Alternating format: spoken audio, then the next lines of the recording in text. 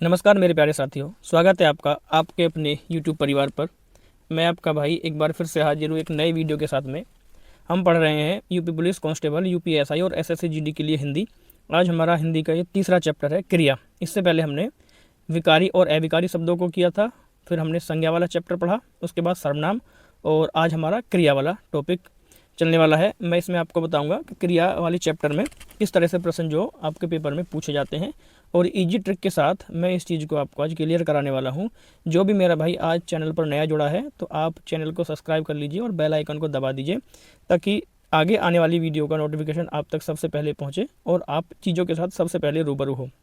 जैसे ही हमारा सिलेबस हिंदी का जो कंप्लीट होगा, फिर मैं आपको टॉप 40 क्वेश्चन प्रैक्टिस सेट लेकर आऊँगा, ठीक है। और इतने बेहतरीन प्रैक्टिस सेट मैं आपके लिए लेकर आऊँगा, अगर आप उन सबको प्रैक्टिस सेट के उनका जो है डाटा है आप कलेक्ट कर लेते हो, उनको अच्छे से उस चीज़ को समझ लेते हो, तो मैं आपसे इतना कहूँगा कि जो है आपका यूपी पुलिस में जो स्कोर है हिंदी में वो 37 में से 35 निश्चित आएगा।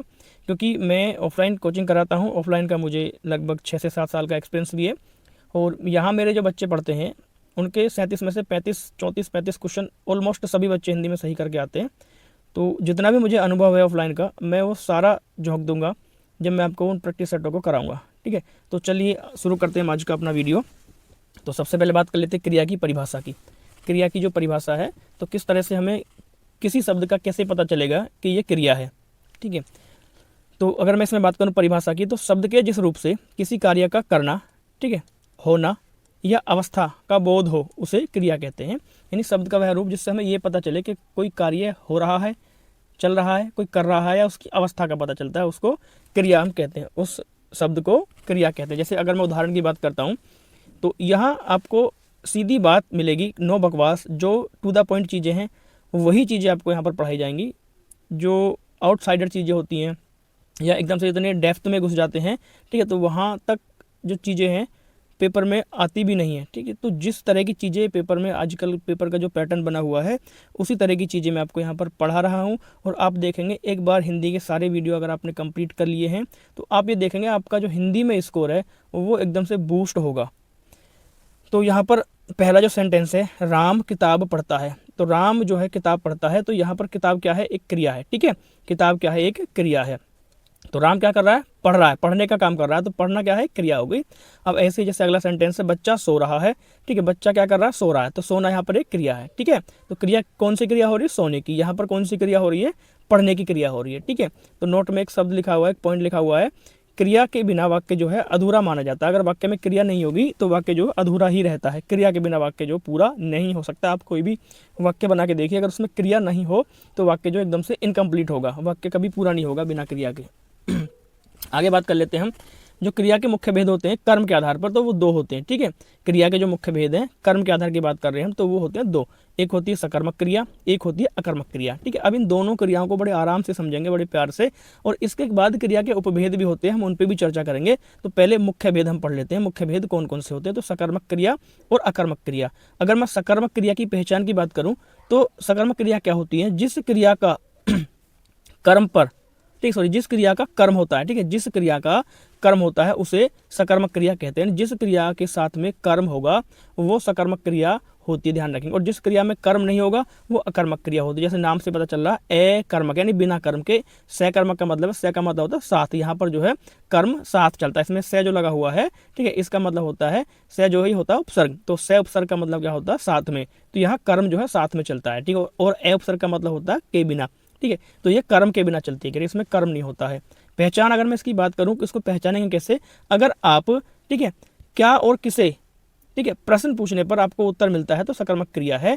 अगर आप जो है प्रश्न करोगे, क्या और किसे प्रश्न करके देखेंगे, अगर आपको कर्म वहां पर मिलता है, ठीक है, तो वह सकर्मक क्रिया है। अगर उसमें कर्म उपलब्ध होता है तो सकर्मक क्रिया कहलाती है, ठीक है। अब इसको समझेंगे कैसे हम इसको प्रश्न को कर सकते हैं, क्या और किसे।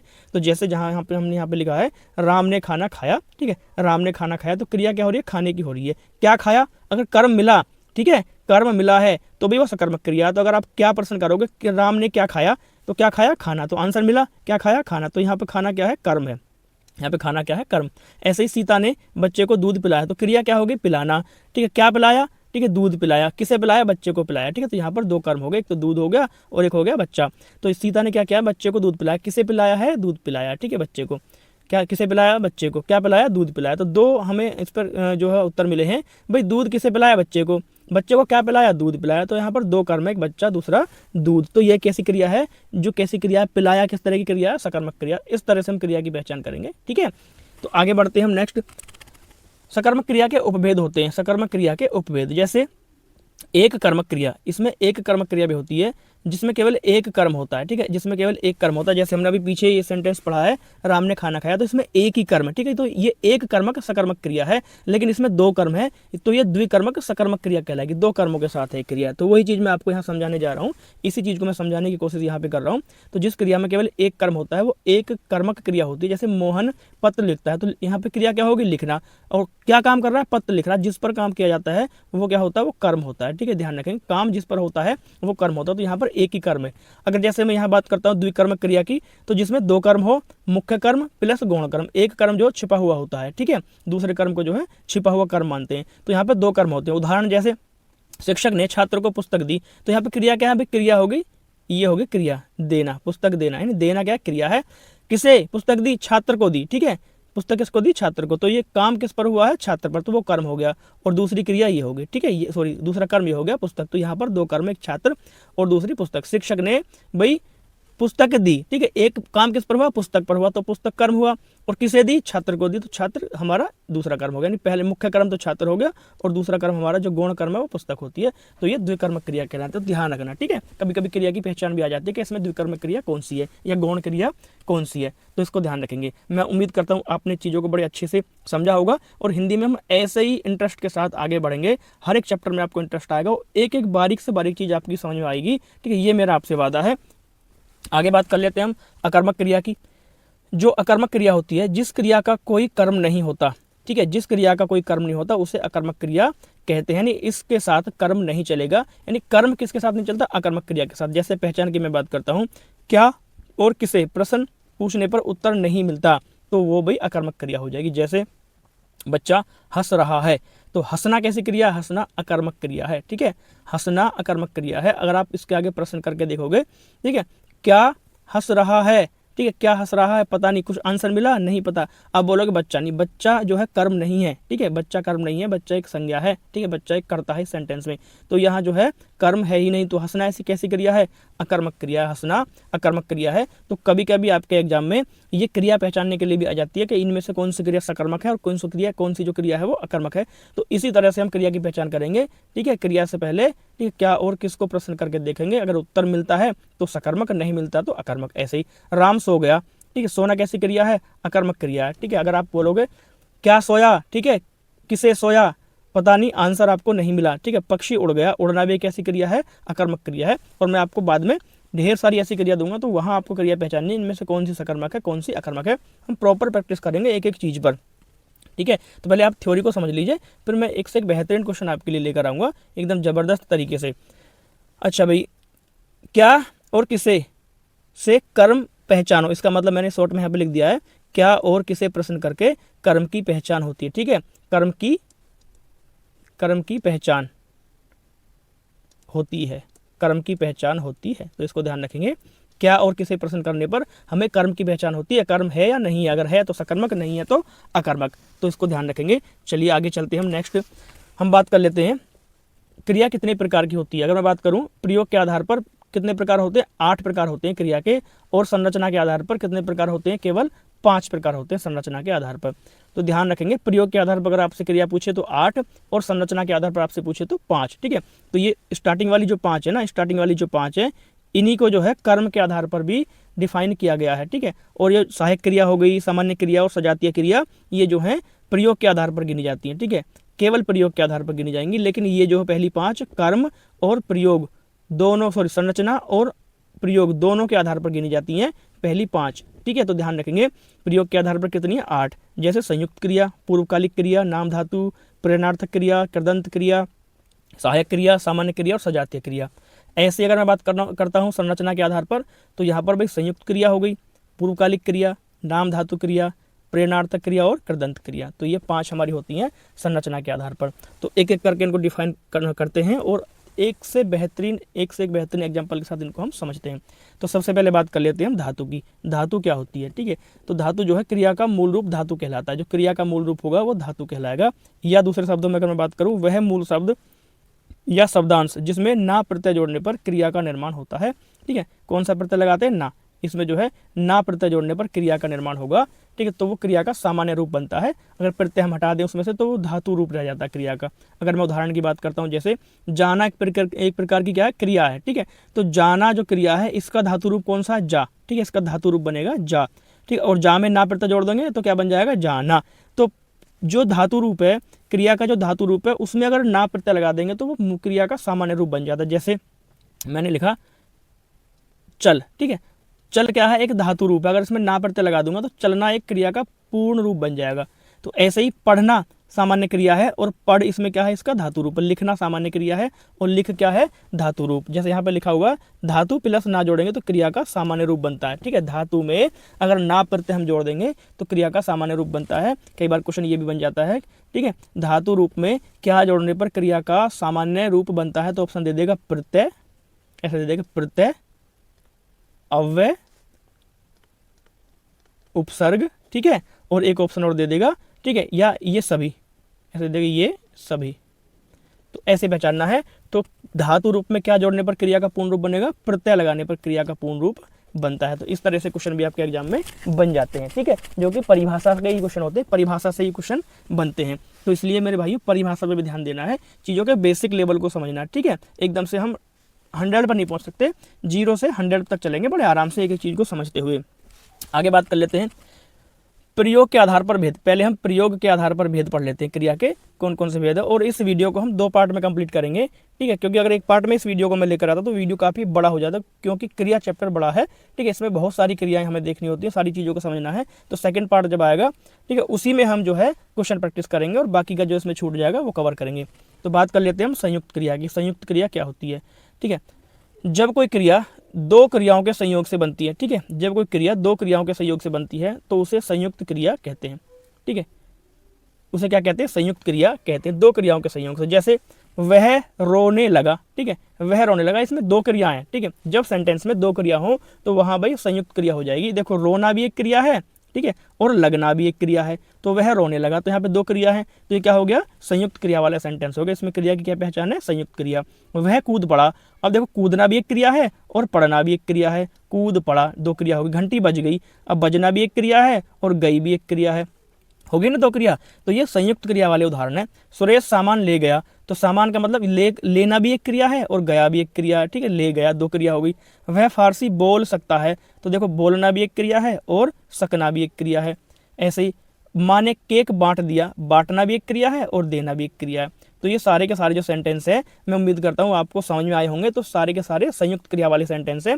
संयुक्त क्रिया को आपने बड़े अच्छे से समझा होगा। तो हम चलते हैं आगे। नेक्स्ट हम बात करते हैं पूर्वकालिक क्रिया पर, ठीक है। इससे जो है इस क्रिया से एग्जाम में आपके बहुत क्वेश्चन बनते हैं, बहुत ज़्यादा, ठीक है। एक बार आप चीज़ों को कंप्लीट कर लीजिए, उसके बाद जब आप क्वेश्चन प्रैक्टिस करोगे हिंदी के किसी भी चैप्टर के, ठीक है, तो आप देखोगे कि आपके जो हिंदी में 60-65 मार्क्स बनने थे 100 में से, तो आप एकदम से 80 पर पहुंच जाओगे, ठीक है। ऐसा मेरा वादा है आपसे। तो आप चीज़ों को पढ़ लीजिए पहले, उसके बाद क्वेश्चन प्रैक्टिस आप मुझ पर छोड़ दीजिए। मैं तो ये कहूँगा आप हिंदी की जिम्मेदारी मुझ पर छोड़ दीजिए यूपी पुलिस कांस्टेबल एग्जाम के लिए, ठीक है। तो आप देखोगे हिंदी में आपका ज़बरदस्त स्कोर होगा। तो इसकी बात कर लेते हैं हम। जब कर्ता एक क्रिया को समाप्त कर दूसरी क्रिया करना प्रारंभ करता है, ठीक है, एक क्रिया को समाप्त करके तुरंत उसी क्षण जब दूसरी क्रिया शुरू कर देता है, तब पहली वाली क्रिया को पूर्वकालिक क्रिया कहते हैं, ठीक है। पहली क्रिया खत्म करते ही दूसरी क्रिया शुरू कर दी तो पहली क्रिया क्या कहलाएगी, पूर्व, यानी पूर्व में जो क्रिया हुई थी वो पूर्वकालिक क्रिया कहलाती है। तो ऐसे ही आपसे पूछेगा तो इस वाक्य में कौन सी क्रिया है, क्रिया का रूप पहचानो। तो हमें यही पहचानना है। देखो बच्चा रोकर चुप हो गया, ठीक है, बच्चा रोकर चुप हो गया, तो आप यहाँ देखेंगे चुप हो गया, तो यहाँ रोना एक क्रिया है और चुप होना भी एक क्रिया है। तो आप बोलोगे तो संयुक्त क्रिया वाला सेंटेंस हो गया।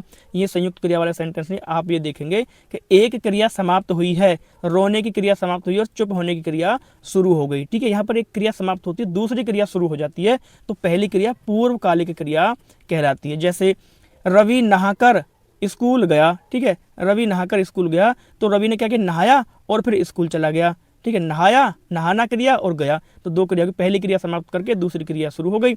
मोहन खाना खाकर सो गया, ठीक है। मोहन खाना खाकर सो गया, तो एक क्रिया समाप्त करी और दूसरी क्रिया सोने की शुरू कर दी। ऐसे सीमा खेलकर थक गई, जो सीमा है खेला, ठीक है, खेलना क्रिया और थकना, ठीक है। तो सीमा जो है खेलकर थक गई, तो एक क्रिया समाप्त करके दूसरी क्रिया थकने की शुरू हो गई। पुजारी ने नहाकर पूजा की, नहाया, ठीक है, और पूजा की दूसरी क्रिया करने लगा वो। तो जब एक क्रिया समाप्त करके उसी क्षण दूसरी क्रिया प्रारंभ हो जाती है, तो वो पहली वाली क्रिया पूर्वकालिक क्रिया कहलाती है, ठीक है। उम्मीद करता हूँ चीज़ें एकदम अच्छे से क्लियर हुई होंगी। आगे बात कर लेते हैं हम नेक्स्ट नाम धातु क्रिया की। हमारी जो तीसरी क्रिया है नाम धातु क्रिया, यानी वे क्रिया जो संज्ञा, सर्वनाम और विशेषण से बनती है। तो ये भी क्वेश्चन पूछा जाता है कि नाम धातु क्रिया किसके संयोग से बनती है, किस किस से बनती है। तो ये संज्ञा से बन जाती है नाम धातु क्रिया, ये ध्यान रखेंगे, ठीक है, संज्ञा से। उसके बाद ये क्रिया सर्वनाम से भी बनती हैं, ठीक है, और विशेषण से। तो ध्यान रखेंगे संज्ञा, सर्वनाम और विशेषण से कौन सी क्रिया बनती है, नाम धातु क्रिया। अब इसकी क्या पहचान है, जैसे अगर मैं बात करता हूँ संज्ञा से नाम धातु बनाना, तो लाठी क्या एक प्रकार की संज्ञा है, तो लाठी से क्या बना, लठियाना, ठीक है। हाथ एक प्रकार की संज्ञा, हाथ से क्या बना है, हथियाना। बात से क्या बना, बतियाना। तो ऐसे जो हैं ये क्रियाएं बनती हैं, ठीक है। लाठी से लठियाना ऐसे पूछेगा, ठीक है। लठियाना में कौन सी क्रिया है, तो आप बताएंगे नाम धातु क्रिया। हथियाना में कौन सी क्रिया है, तो हमारी नाम धातु क्रिया, ठीक है। ऐसे पूछेगा हथियाना जो क्रिया है किससे बनी है, इसका निर्माण किससे हुआ, संज्ञा से हुआ है, विशेषण से हुआ है, या सर्वनाम से, ऐसे पूछता है। तो आप ध्यान रखेंगे ये सारी की सारी संज्ञा से बनी हुई है। अगर मैं बात करता हूँ सर्वनाम से नाम धातु कैसे बने, जैसे अपना एक सर्वनाम है, ठीक है। अपना से क्या बना, अपनाना, ठीक है। अपना से क्या बना, अपनाना, तो ये सर्वनाम से बन गई। अब बात करता हूँ विशेषण से नाम धातु की, तो विशेषण एक चिकना जो शब्द है विशेषण है, तो चिकना से क्या बना, चिकनाना। जैसे गर्म शब्द, गर्म जो है एक विशेषण शब्द है, तो गर्म से क्या बना है, गर्माना। तो ऐसे जो क्रिया है ये विशेषण से बनती हैं। तो नाम धातु क्रियाएं संज्ञा, सर्वनाम और विशेषण, इन तीनों से ये क्रियाएं बनती हैं। आगे बात करते हैं हम नेक्स्ट, तीसरी है हमारी प्रेरणार्थक क्रिया, ठीक है। प्रेरणार्थक क्रिया, तो ये क्रिया क्या है भाई, जब कर्ता स्वयं कार्य न करके किसी दूसरे को कार्य करने के लिए प्रेरित करता है तो उसे प्रेरणार्थक क्रिया कहते हैं। ऐसी क्रियाओं के दो कर्ता होते हैं, ठीक है। कौन कौन से, पहला होता है प्रेरक कर्ता जो प्रेरणा देता है, प्रेरणा प्रदान करने वाला, और दूसरा होता है प्रेरित कर्ता जो कि प्रेरणा लेता है, ठीक है। प्रेरणा लेने वाला प्रेरित और प्रेरणा देने वाला प्रेरक। तो ध्यान रखेंगे इसमें इसके दो उपभेद होते हैं, ठीक है। इसके जो हैं दो उपभेद हैं। कौन कौन से उपभेद हैं, पहला बात करता हूं मैं, प्रथम प्रेरणार्थक क्रिया होती है और एक होती है द्वितीय प्रेरणार्थक क्रिया। तो ये दो होती है। तो यहाँ से जो है डिफरेंस पूछ लिया जाता है कि किस वाक्य में द्वितीय प्रेरणार्थक क्रिया है या प्रथम प्रेरणार्थक क्रिया है। तो ऐसे आपसे जो है पेपर में क्वेश्चन पूछा जाता है। अब जैसे बात कर लेते हैं प्रथम प्रेरणार्थक की। जो प्रथम प्रेरणार्थक क्रिया है, पहले इसकी परिभाषा देखते हैं।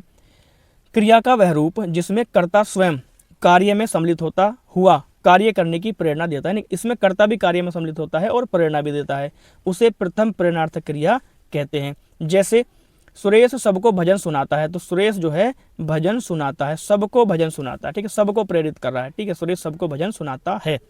महेश बच्चों को रुलाता है, तो महेश जो है बच्चों को रुलाता है, ठीक है। तो ये प्रथम प्रेरणार्थक हो गई। रवि सभी को खिलाता है, तो रवि जो है वो सभी को खिलाता है भाई, रवि जो है सभी को खिलाता है। तो प्रथम प्रेरणार्थक क्रिया है, ठीक है। बाद में हम इनको डिफरेंस देखेंगे, तब आपकी समझ में क्रिया आएगी पूरी तरह से।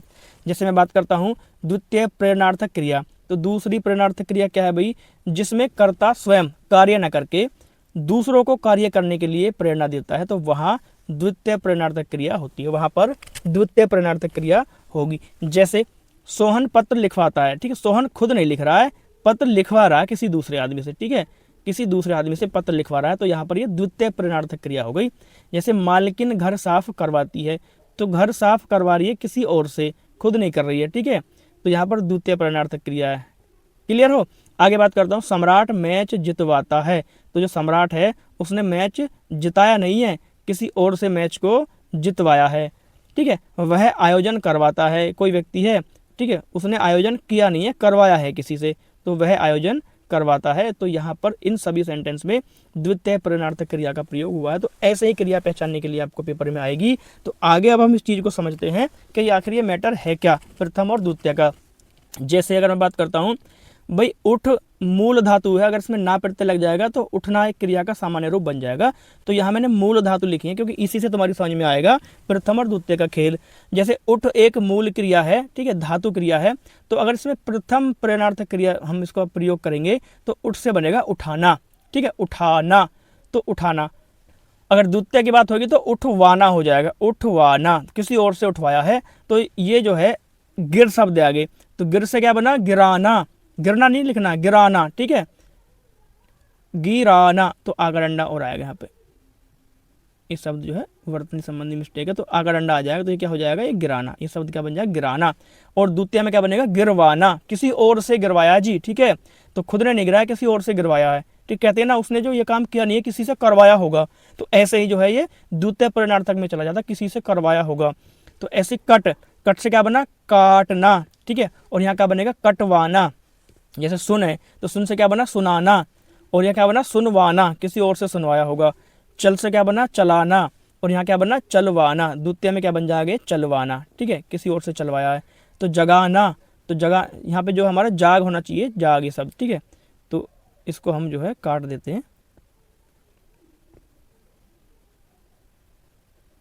जाग, तो जाग से क्या बना, जगाना, तो जागना भी चल जाएगा, जागना, जगाना, जगवाना, ठीक है, तो जगाना और जगवाना, तो ये द्वितीय है। तो आपने एक बात नोटिस की है, जो प्रथम प्रेरणार्थक क्रिया है तो उसके लास्ट में अगर मैं देखूं प्रत्यय, तो उठ में क्या आना, आना हुआ, आना, तो इसमें क्या प्रत्यय आया, आना, सभी में देखो, उठाना, उठाना, उठ में क्या जुड़ा, आना जुड़ा है, गिर में क्या जुड़ा, गिराना, इसमें भी आना जुड़ा, आना प्रत्यय, आना, ठीक है, तो इसमें क्या जुड़ा, काटना, ठीक है, काटना, तो इसमें कौन सा प्रत्यय जुड़ा, ना प्रत्यय जुड़ा है इसमें, ठीक है, सुनाना, तो इसमें क्या जुड़ा है, आना, आना प्रत्यय इसमें जुड़ा है, चलाना, तो इन सब में जो है आना प्रत्यय जुड़ा है, किसमें, प्रथम प्रेरणार्थक में। लेकिन जो द्वितीय होती है उसमें वाना, ठीक है, वाना, वाना, वाना, वाना, तो सब में लास्ट में वाना आएगा। तो प्रथम में आना और द्वितीय में वाना, तो ऐसे इसको ट्रिक से ध्यान रखेंगे, प्रथम प्रेरणार्थक क्रिया में आना और द्वितीय में वाना, प्रत्यय का जो है साउंड आएगा।